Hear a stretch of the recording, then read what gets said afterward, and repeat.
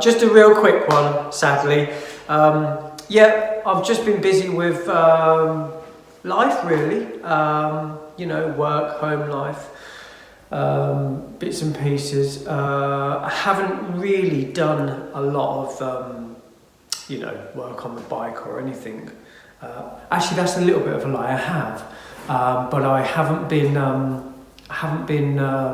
recording it because I'm only getting sort of half an hour here and there to kind of do a little bit and then carry on, and you know, so I do a little bit before work and whatnot. So, but this is just a really quick update, really, just to basically say that I'm still here. There's nothing happening bad or anything. A massive thank you for all the messages for Dad's birthday in the last video, which was probably about a month ago, so apologies for that. But yeah, he loved it, so thanks so much for all that. It was just mega, and he had a fantastic day. So, and he loved his tank, so that was good. But yeah, so this is just a real quick one, not much to show really. So I'm at work today, Saturday morning, cold outside, really cold, and I've got a few things on the go. So I have got well, at the minute I'm doing an MGB airbox. It's for a race cars, and they wanted an airbox doing. So at the minute I'm doing that. So I'll show you in a minute. But yeah, so I've got a few little bits of. I'm doing a little bit of fiberglassing. I've done a little bit of body working on the bike, which I'll show you again in a minute, and another bit of body. Look, I'll just show you. It's easier. Okay, so this is. There you go. You can see it now. Can't really. There we go. So this is the mould for an MGB airbox that they've designed. So basically, I bodyworked all the airbox because it was quite rough. It was just made out of alley. So the airbox has all been bodyworked. Let me duck under here. There you go. Look, you can see it's sort of all been bodyworked.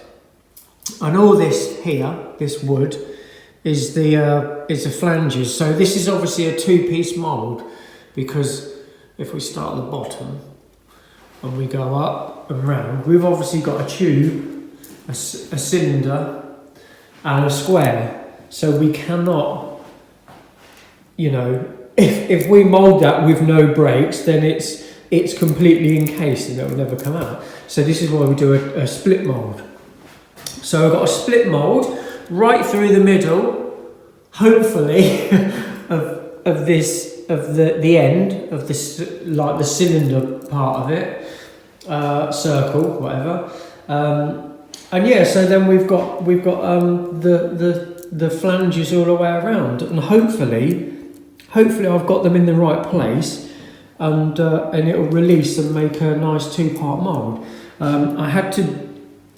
So if you look around, it's all okay, reasonably straightforward all around there. But then we drop into a cavity here. Well, this is because if you look this way, there we've got this slanting edge. So that will come all the way down to the bottom of the airbox. And basically, this part of the mould, this side, will release, no problem, because we've got this angle. So if you imagine that is the mould, that will come off of there, no problem. But underneath,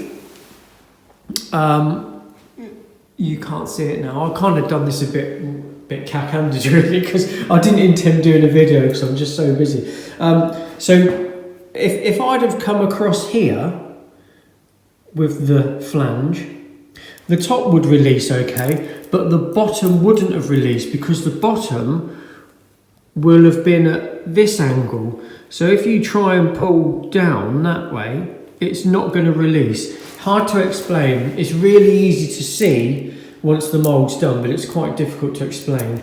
Plus I'm no good at explaining. So yeah, so that is basically, so the flanges were made out of wood. You can make them out of anything. Then it has a filleting wax. Let me show you, which is this stuff. So this is like, this is just, well, it's just almost like a plasticine wax. And what you do is you put it in that edge there, so that edge is completely sealed, because you don't want the gel coat running through there, because it will make a mechanical bond. So yeah, so you go all the way around the edge with the filleting wax, and then these little bits here, again, they're made out of the wax, and these are just location markers. So you squash it on. Let me show you. I'll show you over here. Look. Since I've done such a bad job of recording things, I'll give you a demonstration. So that there, oh, it's not going to stick on there, is it? Let's see. Where can I? Let's see. Okay, so we stick it on like that, and then you can cut any shape you like as long as it releases off. So you cut down and always angle it so that it's cutting away.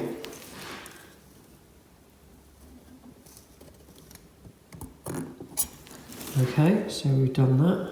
Sorry guys, can you see? There we go. So that's it. So we've got our block there, you see? You see that? So now when we mould on top of that, that will be our mould on top. Our mould will always lift off because it's not creating a mechanical bond. If we undercut it anywhere, if it has an undercut anywhere, like that, can you see that? There. If it has an undercut, basically you will get a mechanical bond going underneath like that, and it will not lift. It will not want to lift off that. So yeah, so very vague and quick, sorry about that. So yeah, so that's what these are. These are basically you know, to locate the two moulds together. So yeah, so it's obviously coated in, sorry, let me rewind slightly. So we've done the filleting wax, and then it's had 3 or 4 coats of PVA release agent, and that's just a guarantee. The part was waxed about 5 or 6 times, but just to have a little bit of insurance, you can put PVA, spray it on or brush it on or whatever. So it's got PVA release agent on it as well, and then the white that you guys can see is the gel coat. So we pop the gel coat on first, and then once this is flashed off, I will then start to stipple it with the fiberglass. If I can get any footage, I will, but I'm kind of really under the cosh to get this done. So I'm just, you know, I just need to get it done really. And that's it. That mould is done. So yeah. So this has had. So you previously saw it with the gel coat on, and it has now had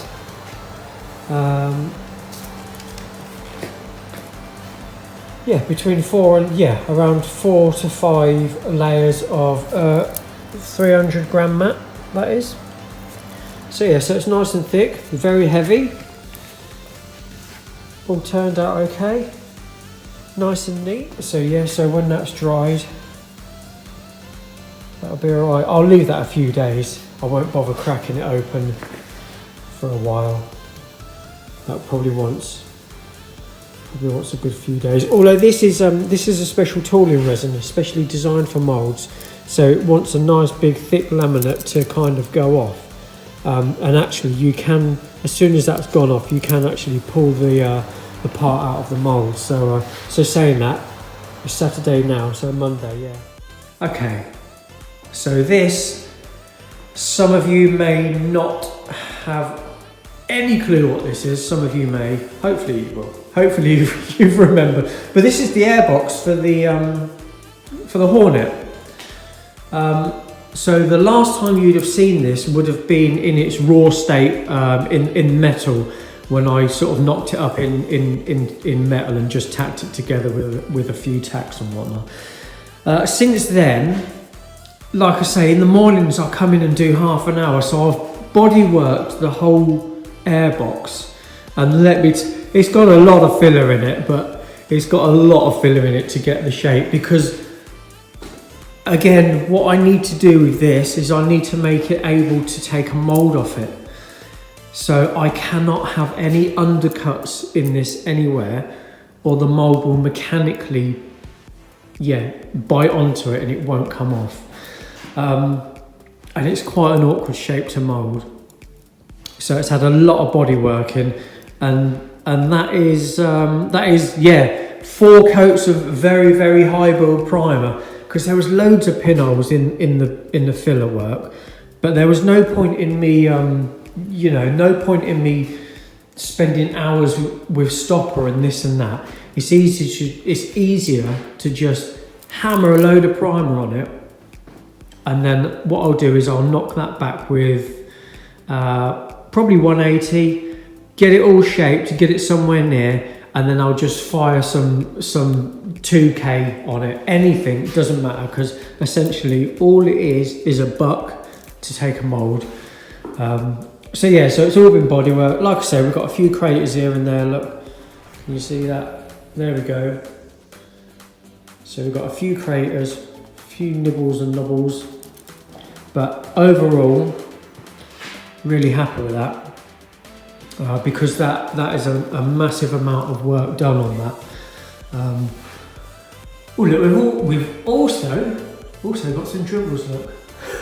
But like I say, it doesn't matter. All we need is basically our shape to take the mould from. So that's done, or that's primed, so that's good. And the other piece I've done is the undertray for the Hornet. So this was done exactly the same. Exactly the same as the airbox. Got it filled roughly. Just waxed loads and loads and loads of primer on it. Knocked the primer out, and I've just flashed 2 or 3 coats. Excuse me. I've 2 or 3 coats of just. I think this is commercial black. This is commercial 2-pack, because it goes on. I've got the hiccups now. Excuse. It goes on horrible. It's all peely and manky. And let's show you a bit of solvent pop as well. Look. See them tiny little dots? Not that bit. That's a bit dirt. But there's tiny little dots. You'll see them as little white. Well, that's solvent pop, that is, because it's rubbish, cheap, horrible paint. But all I need, exactly the same as that, is I just need a part with a glossy finish so we can take a mould off it. So yeah, but I'm really pleased with it, how it looks. So that will sit on the bike like that.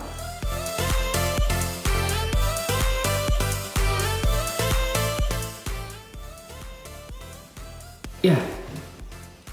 So, there we go. So as much as you guys haven't really seen much of me, which is possibly a good thing, I have been busy with bits and pieces. So the bike is moving along. Okay, so just a little update really. I can only apologise for the lack of videos. I've just been so busy lately, and you know, it's that time of year again, isn't it, where it's all a little bit hectic. But no, I just thought I'd give you just a quick update while I was waiting for the gel coat to dry. I'm actually on my knees here because I've got no tripod, nothing, completely unprepared, which is not like me at all. But yeah, so just a quick update. Everything's cool, everything's good. I hope you guys are good. Fingers crossed I'll see you before the big Christmas day. If I get a chance to. But yeah, just saying hi, just catching up, and yeah, we'll speak to you soon. Cheers, guys.